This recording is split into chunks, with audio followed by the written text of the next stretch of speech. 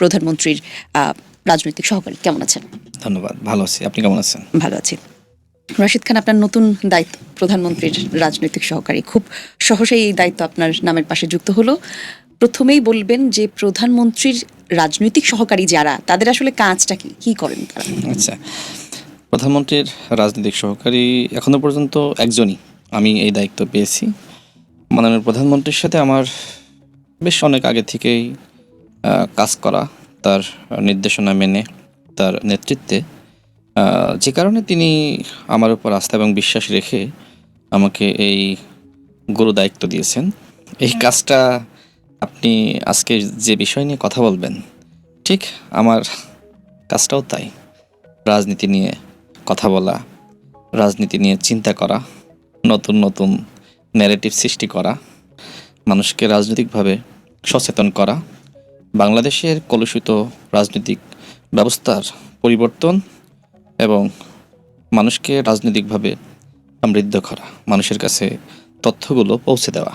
তো এরকম অনেক কাজ, মানে আমাদের একজন পলিটিশিয়ান যা করেন, বলতে পারেন যে সেই কাজগুলো, কিন্তু এটা আসলে ফর্মাল ওয়েতে বাংলাদেশের যে প্রচলিত রাজনৈতিক সিস্টেম এবং তারপরে আবার গণঅভ্যুত্থানের পরে আমাদের যারা তরুণ নেতারা, তাদের কেউ কেউ আবার রাজনীতিকে যেভাবে গালিগালাজের পর্যায়ে নিয়ে গেছে এবং যেভাবে আমাদের সিনিয়র নেতাদেরকে টার্গেট করছে, নিশ্চয়ই আপনার খেয়াল থাকবে যে খুব বেশি দিন না, কয়েকদিন আগেই এনসিপির একজন নেতা নাসিরুদ্দিন পাটোয়ারি, তিনি বিএনপির সংগ্রামী মহাসচিব এবং স্থানীয় সরকার মন্ত্রী, তার বিষয়ে যেভাবে মন্তব্য করেছে যে জনাব মির্জা ফখরুল ইসলাম আলমগীর সাহেব তিনি নাকি মন্ত্রী হওয়ারই যোগ্য নন, সেক্ষেত্রে তিনি কিভাবে রাষ্ট্রপতি হবেন।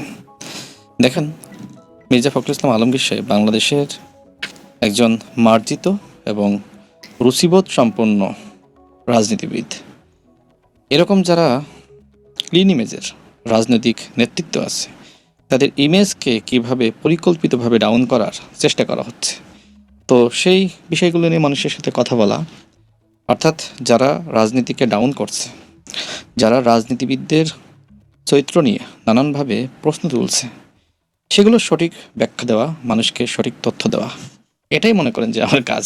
আচ্ছা, সেক্ষেত্রে আপনাদের অফিস, মানে আপনি বললেন আপনি একাই নিয়োগ পেয়েছেন উপদেষ্টা হিসেবে, অনেকের রাজনৈতিক সহকারী, উপদেষ্টা, এভাবে দেখলাম যে অনেক নতুন নতুন পদ তৈরি হচ্ছে, তরুণ নেতাদের একটা সুযোগ হচ্ছে রাজনীতিতে অংশগ্রহণ করবার। সেক্ষেত্রে মানে আপনাদের অফিস কিভাবে থাকবে, আপনারা অফিস করবেন কিনা, কোনো নির্দিষ্ট সময় আছে কিনা, কি কি আমার সুবিধা অফিস পেতে তো পারেন? আছে, আমি মাননীয় প্রধানমন্ত্রীর কার্যালয়ে, সেখানে আমার নিজের অফিস আছে, সেখানে আমি নিয়মিত অফিস করছি এবং অন্যান্য যারা দায়িত্বপ্রাপ্ত আছে তাদেরও অফিস আছে।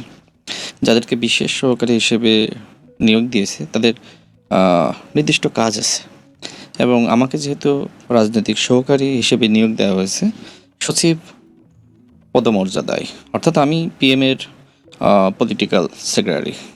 এটা আসলে আমার এই বয়সে এই দায়িত্ব আমার জন্য আসলে বলা যায় মানে খুবই গৌরবের। মানে আমি একজন তরুণ রাজনৈতিক কর্মী। অতীতে আসলে যারা সিনিয়র পলিটিশিয়ান তারা আসলে এই দায়িত্ব পেয়েছিলেন। আমাকে দেওয়ার যে কারণ আমি আসলে মানে নিজের কাছে প্রশ্ন করে যে উত্তর পেয়েছি, সেটি হলো যে আমি যেহেতু 2018 সালের কোটা সংস্কার আন্দোলনের নেতৃত্ব দিয়েছি এবং 24 সালের গণঅভ্যুত্থান, যে সময় আবারও কোটা ফিরে আসলো, তখন কিন্তু আমি গুরুত্বপূর্ণ একটি ভূমিকা রেখেছিলাম।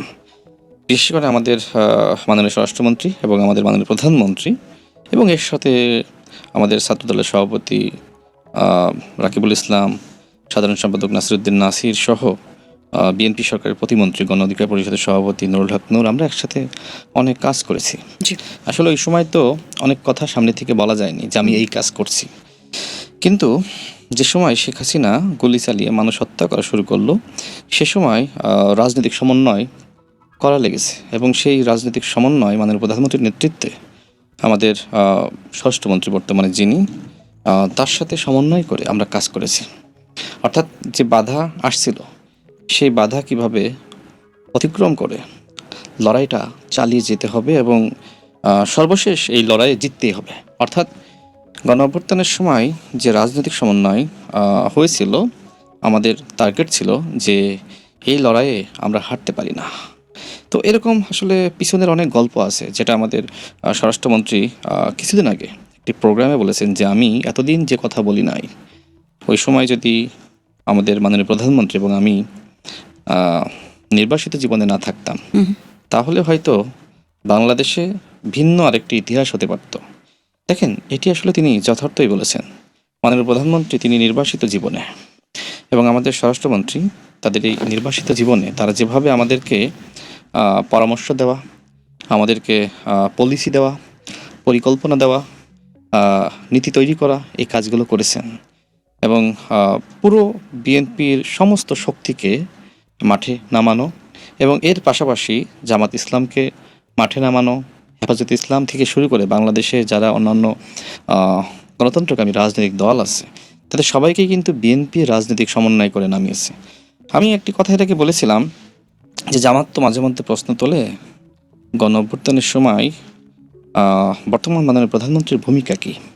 আমি তাদেরকে বলবো যে গণ অভ্যুত্থানের সময় মাননীয় প্রধানমন্ত্রীর ভূমিকা কী সেটি নিয়ে যদি আপনাদের মনে ন্যূনতম প্রশ্ন জাগে, সেক্ষেত্রে জামাত নেতা এবং বর্তমান এমপি আবদুল্লাহ মাহমুদ তাহের ভাইকে জিজ্ঞেস করবেন। দেখেন, আমি গণ অভ্যুত্থান নিয়ে একটি ইতিহাস লিপিবদ্ধ করেছি। তো সেই ইতিহাস লিপিবদ্ধ করতে গিয়ে আমার অনেকের সাথে কথা বলতে হয়েছে। আমি বিশেষ করে এই বিষয়টা আমি এক মিনিটে শেষ করি। তো সেক্ষেত্রে আমি স্বরাষ্ট্রমন্ত্রীর কাছে জিজ্ঞেস করেছিলাম, ওই সময় তো আমরা বিশেষ করে যেহেতু ছাত্র নেতৃবৃন্দ, আমাদের জুনিয়র বা যারা আসলে ছাত্র সংগঠন ছিল, তাদের অনেকের সাথে আমাদের যোগাযোগ সম্পর্ক, তো আমি জানতাম যে তিনি আসলে হেফাজতে ইসলাম, জামাত ইসলামের সাথে তিনি কথা বলছেন, তাদের সাথে বিভিন্ন সংলাপ করছেন। তো আমি তাকে গণ অভ্যুত্থানের পরে জিজ্ঞেস করেছিলাম যে ওই সময় জামাতের কার সাথে আপনার সমন্বয় হয়। তিনি আমাকে আবদুল্লাহ মাহমুদ তাহের ভাইয়ের কথা বলেছিলেন এবং পরবর্তীতে আমি তাহের ভাইয়ের সাথে কথা বলেছিলাম যে আসলে গণ অভ্যুত্থানের সময় কি কথা হয়েছিল আপনার আমাদের স্বরাষ্ট্রমন্ত্রীর সাথে বা সালাউদ্দিন আহমেদ ভাইয়ের সাথে। তিনি আমাকে বললেন যে ওই সময় আসলে মূল সমন্বয় বা যোগাযোগ সেটি আসলে স্বরাষ্ট্রমন্ত্রী জনাব সালাউদ্দিন আহমেদের সাথে হতো এবং তিনি আমাকে ওই সময় বাংলাদেশের বর্তমান প্রধানমন্ত্রী জনাব তারেক রহমানের সাথেও টেলিফোনে কথা বলিয়ে দিয়েছিলেন। তার মানে কি? তার মানে আমাদের এটা কি 5 আগস্টের আগের কথা বলছেন? এক্স্যাক্টলি, এটা গণঅভ্যুত্থানের সময়কার স্বরাষ্ট্রমন্ত্রী তখন কোথায় ছিলেন? তিনি তখন কোথা থেকে যোগাযোগ করেছেন? তখন তো তার স্বরাষ্ট্রমন্ত্রী আসলে কোথায় ছিলেন? তিনি বাংলাদেশের একজন আলোচিত ব্যক্তিত্ব, একদম তাকে গুম করা হয়েছিল এবং সে সময় তিনি তাকে গুম করে সীমান্তের ওই পারে তাকে ফেলে রেখেছিল। সমস্ত গণমাধ্যম এসেছে। দেখেন, তাকে কেন গুম করা হয়, তার মূল কারণটা ছিল যে তিনি এখন যেভাবে কথা বলছেন না, তার মেধা, যোগ্যতা, তার আসলে বুদ্ধি, তার চিন্তা কতটা উর্বর এবং তিনি যেভাবে ন্যারেটিভ সৃষ্টি করেন, আপনার প্রোগ্রামের নামও পলিটিক্যাল ন্যারেটিভ, তাই না? তো এটা শেখ হাসিনা বুঝতে পারছিল, যে কারণে শেখ হাসিনা তাকে আসলে গুম করে এবং পরবর্তীতে সীমান্তের ওই পারে তাকে ফেলে রেখে দেয়। মানে মূলত বিষয়টা আন্তর্জাতিকভাবে শেষ করবো, এটা একটু এই বিষয়টা শেষ করি, আপনার প্রশ্নের উত্তর চলে আসবে। আপনি যে প্রশ্ন করবেন আমি তো জানি, কারণ আমি তো পলিটিক্স করি, আমি জানি যে আপনার এই প্রশ্নের পরে কি হবে। তা আমি উত্তর দিই, তাহলে গল্পটা সাজাইতে সুন্দর হয়, মানে ইতিহাসটা যেভাবে ঘটেছে সেটা বলতে আমার জন্য সহজ হয়। তো তিনি গুম হওয়ার পরে যখন সীমান্তের ওই পারে তাকে আসলে পাওয়া গেল, তো এরপরে তো তাকে ভারতের পুলিশ গ্রেপ্তার করে, তার নামে মামলা হয়, তিনি জেল খাটেন। এরপরে তিনি ওই দেশে জামিন পান। জামিন পাওয়ার যে শর্ত ছিল সেটি হলো তিনি ইন্ডিয়া ত্যাগ করতে পারবেন না। তারপরে তার মামলা চলতে থাকে, তিনি আদালতে হাজিরা দেন। করতে পারবেন না তার মানে হচ্ছে ইন্ডিয়াতেই তাহলে ইন্ডিয়ান প্রশাসন দ্বারা তাকে, আমি একটু শেষ করে দিই তাহলে আপনি উত্তর পেয়ে যাবেন। সেটি হলো যে তিনি ইন্ডিয়া ত্যাগ করতে পারবেন না। আচ্ছা, বাংলাদেশে যদি কেউ একজন আপনার জামিন পায়, তিনি কি আসলে প্রশাসনের ওই মানে নজরদারির মধ্যে থাকেন? না, তিনি তার মতন চলেন ফেরেন। আমরা যারা রাজনীতি করেছি, আমিও তো আপনার জেলে ছিলাম, জামিনে মুক্ত ছিলাম। 5 আগস্টের পরে আমার মামলাগুলো প্রত্যাহার হয়েছে। তো এর আগে কি আমি ওই ডিবির বা গোয়েন্দা সংস্থা বা প্রশাসনের যে নজরদারি, আমি কি পুরোপুরি সেটিতেই ছিলাম? না, আমার মতন আমি কাজ করতে পেরেছি, কথা বলেছি। হ্যাঁ, কখনো কখনো তারা তাদের অবজারভেশনটা বাড়িয়ে দিয়েছিল একজন মানুষ। এক্স্যাক্টলি, সেক্ষেত্রে ওনার চলাফেরা, ওনার কথা বলা, এগুলো আসলে ট্র্যাক হতো কিনা? বা জি, আমি ওই প্রশ্নের উত্তর দেব। তো তিনি জামিন পেয়েছিলেন, তার মামলা চলছিল। একটা পর্যায়ে সম্ভবত 2021 সালে তিনি আসলে খালাস পান। তো খালাস পাওয়ার পরে তিনি আসলে বাংলাদেশে ফেরার পাসপোর্ট পাচ্ছিলেন না। তো এরপরে তিনি সেখানে থাকেন এবং একটা রিসর্ট তিনি আসলে ভাড়া করেছিলেন, একটা রুম। শুরুতে আসলে 2টা রুম ছিল। তাকে যে সহযোগিতা করত তার নাম মনির। তিনি ওইখানে একটা প্রাইভেট কোম্পানিতে চাকরি করতেন। তো এনিও তার সাথে পরিচয় হয়। তো তারপরে আসলে একটা রুমে ওই মনির সাহেব থাকতেন, আর একটা রুমে আমাদের সালাউদ্দিন আহমেদ ভাই থাকতেন। তো একটা সময় তিনি আরেকটা রুম ছেড়ে দেন, মানে হয়তো মানে ওইখানকার কস্ট অনেক বেশি, তো হাই আমার কাছে মনে হয়, আই ডোন্ট নো। তো একটা রুমে তিনি একাই থাকতেন, মাঝে মধ্যে ওই মনির ভাই যেতেন। দেখেন, আমি এই কথাগুলো কিন্তু আমি শুনেছি আমাদের ওই মনির ভাইয়ের কাছ থেকে, মানে যিনি তার সাথে থাকতেন, এবং তিনি প্রতিদিনই সেখানে যেতেন। মানে একটা সময় পর্যন্ত একসাথে ছিলেন, পরবর্তীতে তিনি প্রতিদিন যেতেন, তার রুমটা ছেড়ে দেওয়া হয়। তিনি একটা প্রাইভেট কোম্পানিতে চাকরি করতেন। তো তিনি আসলে গণঅভ্যুত্থানের সময় না, গণঅভ্যুত্থানের আগে থেকেই নুরুল হক নূর এবং আমার সাথে যোগাযোগ হয়। শুরুতে যেটি হয়েছিল যে নুরুল হক গণঅভ্যুত্থানের নূর, কত আগে থেকে আপনাদের সঙ্গে এটা যুগপৎ আন্দোলন যে সময় চলে সেই সময় থেকে, 2022 সাল থেকে যুগপৎ আন্দোলন শুরু হয়, তার পরপরই। তো নুরুল হক নূরের সাথে তার কথা হতো প্রায়। তো তিনি একদিন নুরুল হক নূরকে বললেন যে তোমরা তো দেশে আছো, যে কোনো সময় অ্যারেস্ট হতে পারো, গণ অধিকার পরিষদ যেহেতু বিএনপির সাথে যুগপৎ আন্দোলনে আছে, তো সেক্ষেত্রে তোমাদের দলের আরেকজন গুরুত্বপূর্ণ নেতার নাম্বার আমাকে দাও। তখন আমি যেহেতু পার্টি সেক্রেটারি, নুরুল হক নূর সালাউদ্দিন আহমেদ ভাইকে আমার নাম্বার দিয়েছিল, এবং নুরুল হক নূর তার নাম্বারটা আমার কাছে শেয়ার করেছিল। সম্ভবত আমি যেহেতু আমার কথা নুরুল হক নূর বলেছে, সে সিনিয়র মানুষ, আমি যোগাযোগ করেছিলাম। তো তারপর থেকে কন্টিনিউয়াসলি তার সাথে আমার কথা হতো। তিনি প্রায়ই মানে ফোন দিতেন বা আমি দিতাম। তার এই যে বুদ্ধি, তার চিন্তা, আপনি তো বুঝতেছেন। তো কথাগুলো শুনে আমার খুব ভালো লাগতো, যে কারণে আমি প্রায়ই তার সাথে কথা বলতাম। মাঝে মধ্যে ঘন্টার পর ঘন্টা তিনি বিভিন্ন ইতিহাস পরামর্শ আমাকে দিতেন। তো এই জায়গা থেকে একটা খুব গভীর সম্পর্ক তার সাথে সৃষ্টি হয়ে যায় আমার এবং নুরুল হক নূরের। এবং তিনি আমাকে এবং নূরকে তার ছোটো ভাইয়ের মতনই দেখেন, মানে আপন ছোটো ভাইকে আমার কাছে মনে হয় যেভাবে দেখেন, আমাদেরকেও তিনি সেভাবে দেখেন। এবং তিনি প্রায় একটা কথা বলতেন যে দেখো রাশেদ, তোমরা তো বাংলাদেশের তরুণদের নেতৃত্ব দিচ্ছ, বাংলাদেশে যদি তরুণরা কিছু না করতে পারে, আমরা কখনো দেশে ফিরতে পারবো না, এবং বাংলাদেশের পরিবর্তন হবে না, এই ফ্যাসিবাদ মুক্ত মানুষ হতে পারবে না। দেখেন, তিনি কিন্তু জামিনে, যখন পুরোপুরি জামিনের পরে যখন মুক্তি পেয়েছেন, সেই সময় তিনি তার স্বাধীনভাবে সেখানে থেকেছেন।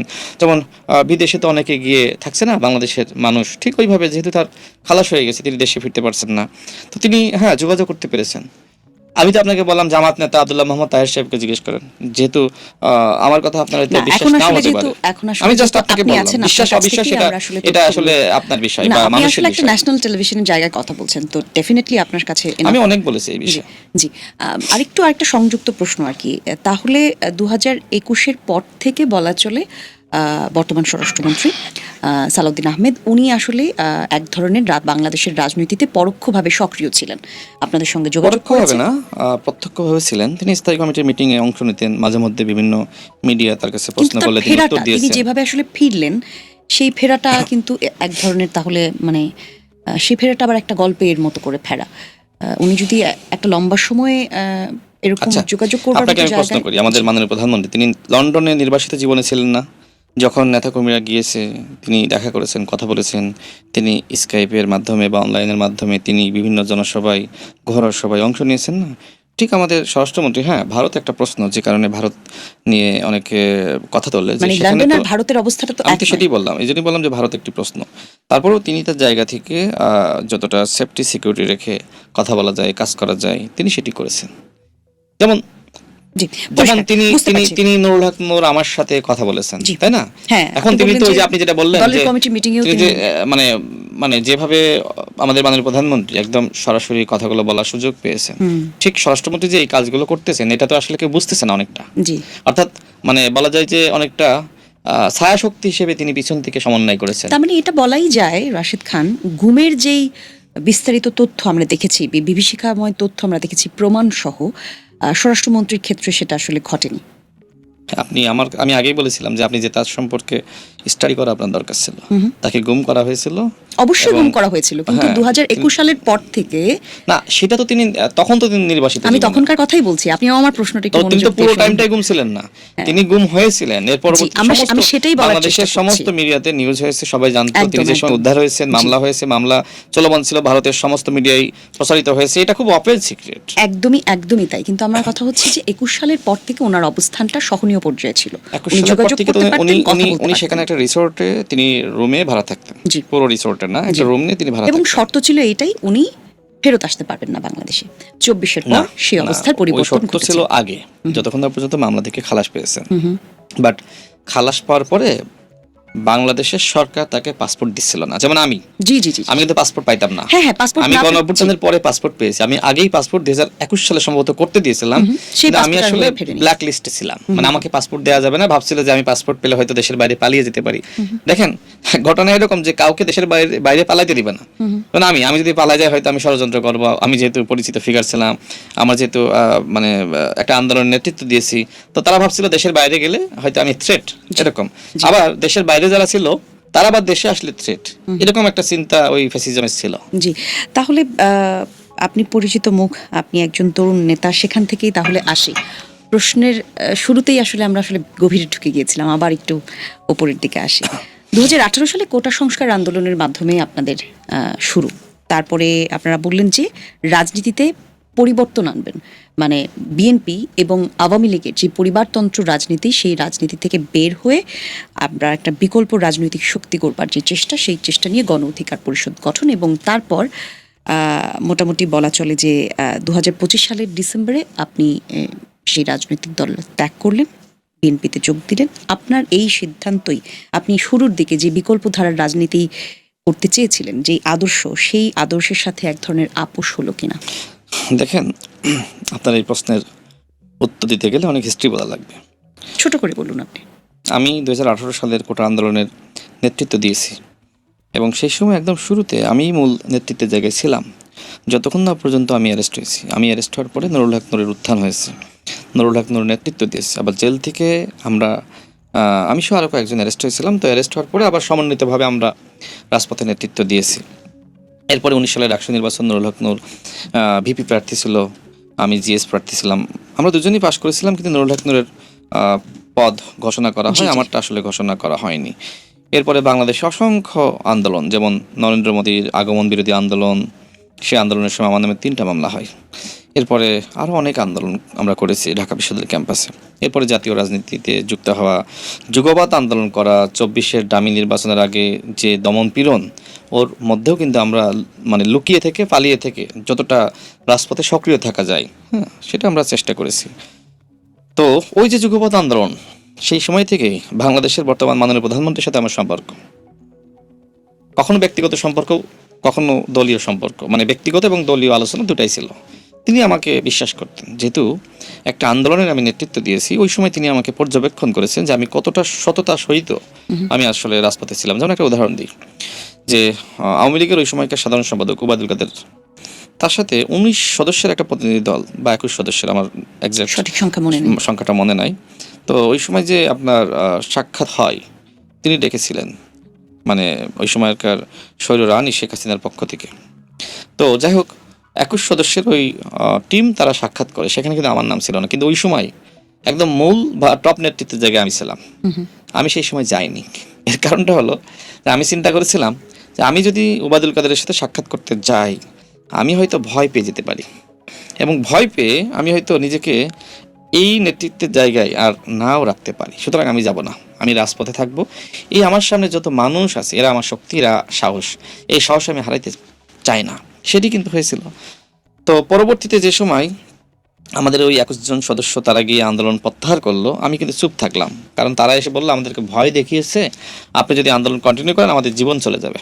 আল্লাহ কি অশেষ রহমত, মানে সৎ চিন্তা থাকলে যা হয়। জি, মতিয়া চৌধুরী, সেই আমরা গল্পে অন্য জায়গায় চলে যাচ্ছি, না, আমরা একটু সেই জায়গাটা আপনার থেকে। উত্তরেই আসবো, আমি সেখানে বলতেছি। মতিয়া চৌধুরী ওই সময় বলেছিল, মানে আমাদেরকে রাজাকারের বাচ্চা বলেছিল।